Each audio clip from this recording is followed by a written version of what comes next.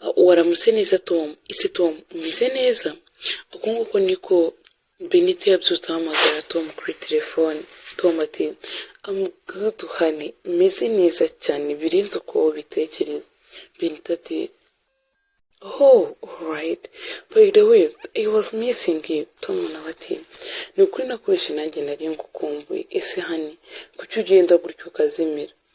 Benito ati I'm so sorry, ni ukuri ntabwo ari ukuzimira ahubwo man, ni life igoye cyane, ni life idasanzwe. Ati Tom nguhamagaye nkubwira ko buri kimwe cyose expectingaga kidashobora gukunda. Tom ati honey you say sorry ho gatoya bivuge neza mbyumve, buri kimwe cyose expectingaga ntabwo gishobora gukunda. Habaye iki? Cyagenze gute? Benito ati Tom wenda twapangaga kubana ariko sabrage ntabwo bigikunze kubera ko akazi nari ndiho banyirukanye. Ese Tom uzemera kubana n'umukobwa utagira akazi? Tom ati Benita bakwirukanye gute? Amafaranga wahembwaga yose? Ati se kuko Benita urimo urumva koko byakunda? Erega nawe ujye wibaza unyisubize, nese nibona nawe udafite akazi tuzabaho gute? Benita ati Tom nari mbizi ko icyo gisubizo ugomba kumva, so rero niyo mpamvu nkubwije kuri ndakubwira ngo ubushuti bwanjye nawe buhagararira ahangaha, please abeg, nta kintu na kimwe mfite cyo kubihindura, banyirukanye kandi it's over, nta kintu na kimwe mfite cyo kubihindura nk'uko nabikubwiye before, so friendship between me and you ni ukuri ndakwinginze reka bihagarare. Tom ati alright, nuse nta kundi twabigenza. Tom ako kanya yahise ahamagara undi mukobwa bakundanaga ndetse yewe yari umukobwa mwiza cyane, niko kumubwira ati hi Queen. Queen ati hello baby, ese umeze neza? Tom ati yeah I'm good, I'm alright, I'm okay, I'm best. Queen ati sha honey ese kuki wari waranyanze? Tom ati no be ntabwo ibyo nabikora. Ese do you think ko nakwanga gutyo completely? Queen ati Queen simvuze ko wanyanga completely ariko byari byarabaye, ese ndabeshye? Tom ati ni ukuri kw'Imana ndakwingenze umbabarire, ntabwo nakwanga rero, mu byaha nakora icyo kukwanga cyo ntabwo kirimo. Queen ati baby please ariko warahindutse, ese basi usigaye ufite undi musheri? Tom ati no way, ese kuri icyo uri expecting ibintu bimeze gutya? Queen ati erega biba bigaragara iyo ukundana n'umuntu ntumuhirize time, buri kimwe cyose n'ubundi umuntu akabaho ameze nk'aho ari wenyine, utekereza ko uwo muntu agomba gutekereza iki? Tom ati I'm so sorry basi umbabarire ni ukuri, ibi byose nta yindi mpamvu ibitera, biterwa n'akazi kenshi mba mfite, erega kugukunda bwo ndagukunda ariko jya utekereza no ku kazi mba mfite. Undi nawe ati erega ndabyumva, ese utekereza ko nta wundi muntu utagira akazi? Nta muntu utagira akazi, ahubwo nuko wakazi ugakorereza. Bakiri kuvuga nagiye kubona Benita again amuhamagariye. Tom ati uretse wowe gatoya ntukibona umuntu. Tom niko kwitaba Benita ati akuze se wambwiye ko ibyanjye nawe bigomba kurangira? Benita ati ese Tom njye nawe twe duhujwe n'akazi cyangwa ni umutima usanzwe wo gukunda? Tom ati iki wenda mvuge ko twari duhujwe n'akazi ariko se wundi urumva umukobwa udafite akazi nakundana nawe ngo bitagenda gute? Benita are you serious? ese umeze neza? Benita ati Tom means ngo ntiwigeze unkunda. Tom ati maybe niko bimeze. Benita yaragiye arababara cyane, niko guhamagara umujama ari umu best friend we witwaga Bosco. ati Bosco uzi ikintu gitangaje? Bosco ati okay please tell me, mbwira. Benita ati ntabwo watungurwa n'ukuntu prank dukoreye Tom, mbese bise binamufata neza pe. Ati uriya mujama ntabwo yankundaga, ndabibonye. Bosco ati ariko I told you before, narabikubwiye mbere, nakubwiye ko Tom ikintu gukurikiye hari amafaranga by the way, nawe ukomeza kumuhereza amafaranga ukomeza kumusukira. Ejo n'ejo bundi rero uko niko bigenda, urabona ko yagukenye. Benita ati no by the way ntabwo nakizera ko Tom ari we unkoze ibintu bimeze gutya. Bosco ati hajya wowe na Tom mumaranye imyaka ingahe? Benita ati njye na Tom.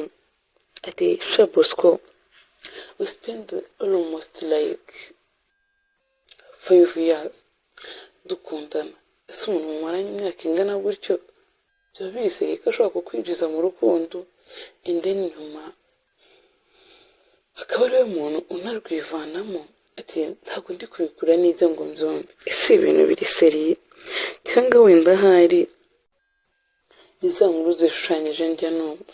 Undi nawe ati Benita alright, wenda ntabwo umeze neza sibyo? Benita ati ntabwo umeze neza Bosco, habe namba pe, habe namba. Ati akuze gufeshwa urukundo n'umuntu noneho wakundaga. Ibaze ko njye na Tom twe twasohoye invitation ariko byonyine prank amukoreye ihise imutsinda.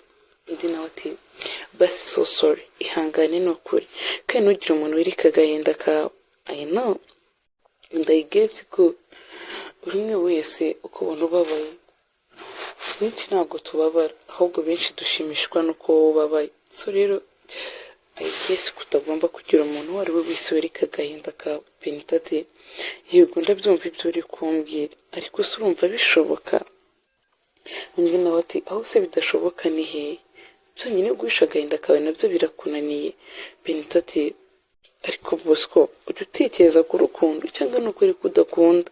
Niyo mpamvu wumva ko ibintu byose bishoboka. Bosco ati yes I know ntabwo nkunda, sibyo ko n'umwanya wo gukunda ni ukuri ko Imana sinzi ko nazigera nkubona. Abantu mukundana kuki muhora muri stress ubundi muhora mu bibazo, nta munsi n'umwe mushobora kubaho mwishimye. Benita ati ubu rero nawe nkubwije ukuri utangiye kuza kuncyurira. Bosco ati no babe ntabwo ari ukugucyurira. Ati njye mbona abantu mukunda always muba muri stress.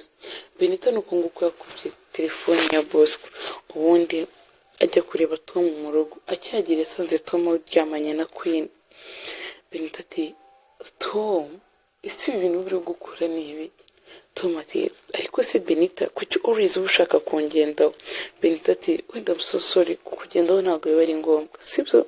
Tom ati ni ukuri ntabwo biba biri ngombwa pe, sibyo no kuba bitari ngombwa mu byo mba nkeneye simba nkeneye kungenda cause ndi umuntu mukuru bafite umwanya n'igihe cyo kwifatira imyanzuro. Ese uzampitiramo aho tuzabana?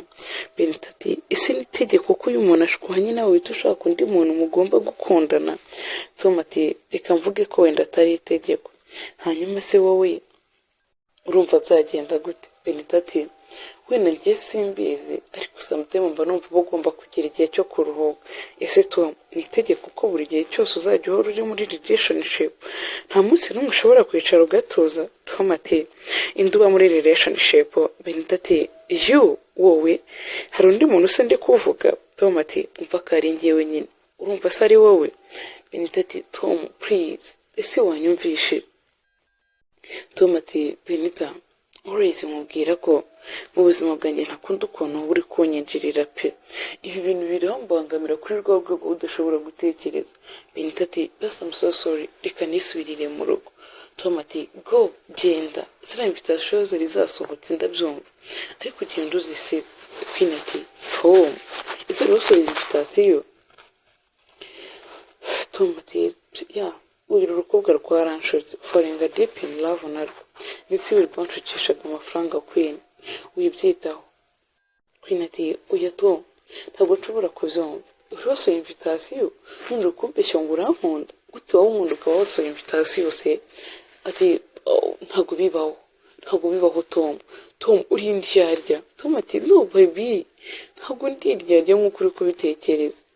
Benita ati wa mukobwa we are you dating with this man? Queen ati yes of course my sister.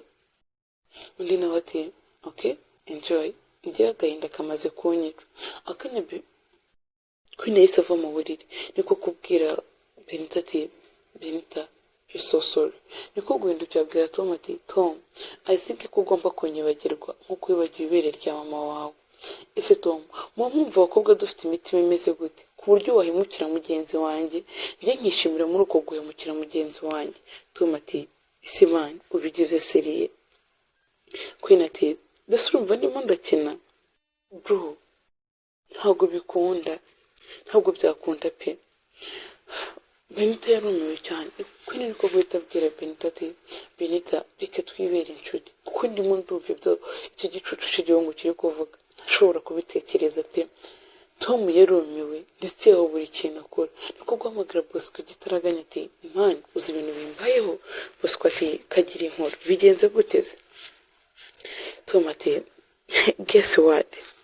Ndina ati guessing ikizi habaye iki ese ndi uwo kugesenga cyangwa ikindi kintu kidasanzwe kibaye. Tom ati sha brother buri kimwe cyose utekereza ko kitagenze neza kuri inshuro ntabwo kizigera kigenda neza pe. Undi nawe ati erega ibintu byose uri kumbwira uri gusa nkaho bimbwira mu migani ese ntabwo byashoboka kuvuga ngo uvuge ikintu cya nyacyo kandi ukivuge mu gihe cya nyacyo. Tom ati sha Bosco akanjye kambayeho. Bosco ati nyine express. Tom ati reka nze kukureba mu rugo. Akihagera ati Bosco ese urabyumva ute ko nari mfite abakobwa babiri ntiri turabizi. Bosco ati ya ubu nari nzi ni Benita mwari mufitanye ubukwe ndetse n'undi wamutendekaga Queen none bigenze gute bose se bakwangiye rimwe. Tom ati wabimenye bro abakobwa b'iki gihe basigaye bazi ubwenge. Benita asanze ndyamanye na Queen niko kumukira ndamubwira uburyo kimwe invitation twakoze bibaye ngombwa yagenda akazi sibo ndetse abantu bose twatumiye mu bukwe akababwira ko ntagiye hari. Ati do you know what Queen ankoriye ambwiye ko atabona umukobwa mugenzi w'ababara ndetse bakishimira muri uko gahinda afite. Ati nukuri kw'Imana ndababaye cyane numvaga wenda we agomba kuba ari gukomeza kubana nanjye. Ati hakwintunguwe n'ukuntu rwose abakobwa b'iki gihe basigaye bashyigikirana uko bwije n'uko bukeye. Bosco ati ntabwo ndumva Queen azi ubwenge mani kariya gasista ni agahanga pe. Undi nawe ati do you think ko Queen azi ubwenge.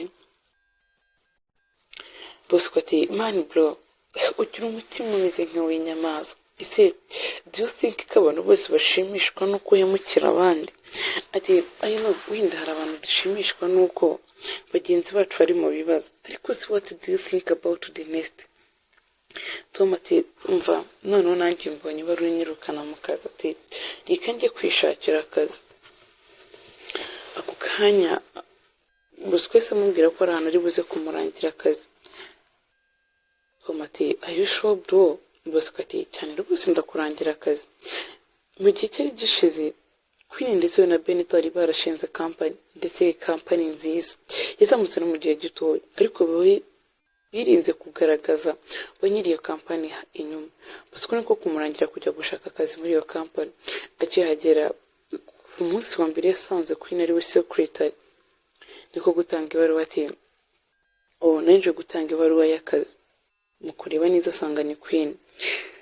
Tom ati none se Queen kuva since wene ukora ahangaha. Queen ati since wene nkora ahangaha agusubuje kureba iki ese nyuma yo gukomeretsa imitima y'abakobwa bose urimo urumva koko ukeneye n'akazi.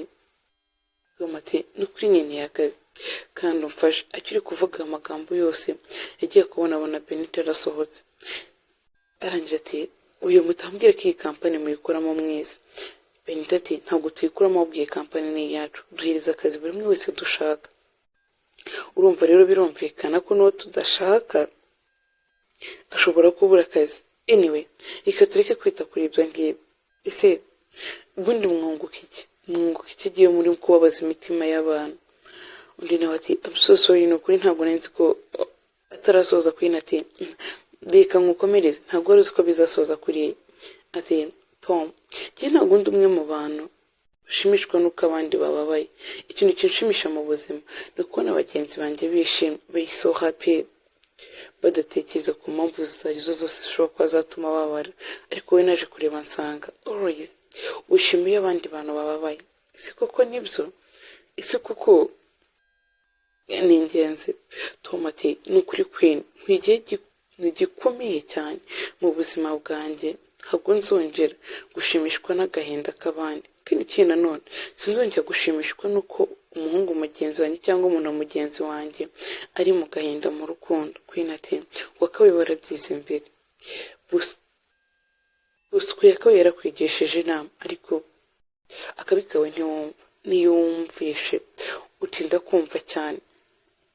Tom yakomeje kubitekerezaho niko gusoza atubwira ati ni kuri reka mbabwire ati ntanagaya buri umwe wese ushobora gusanga wenda umukunzi we yari afite undi muntu bakundana ndetse bagashimishwa n'uko uwo mukunzi we yatandukanye n'uwo muntu. Ni ukuri ko ibyo bintu ntabwo biba ari byiza pe. Ati tugomba kugira humanite, tugomba kugira ubumuntu, aho ugomba kubabazwa n'agahinda ka mugenzi wawe. Nibyo guhora dushimishijwe n'uko bagenzi bacu bababaye, ni ukuri ko ibyo bintu nta bumuntu burimo pe.